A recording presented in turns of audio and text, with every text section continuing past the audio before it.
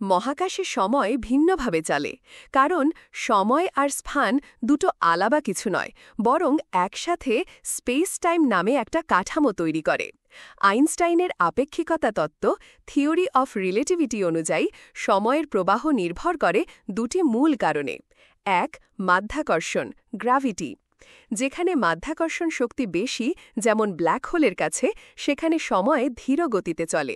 পৃথিবীতে আমাদের ঘড়ি যে গতিতে চলে তা সূর্যের বা ব্ল্যাক হোলের কাছাকাছি গেলে অনেকটা ধীরে চলবে। একে বলা হয় গ্র্যাভিটেশনাল টাইম ডাইলেশন। ২, গতি, স্পিড। যখন কোনো বস্তু আলোর গতির কাছাকাছি চলে তখন তার জন্য সময় ধীরে যেতে থাকে। বাইরে থেকে কেউ দেখলে মনে হবে ওই বস্তুর ঘড়ি আস্তে চলছে। একে বলা হয় রিলেটিভ ভেলোসিটি টাইম ডাইলেশন।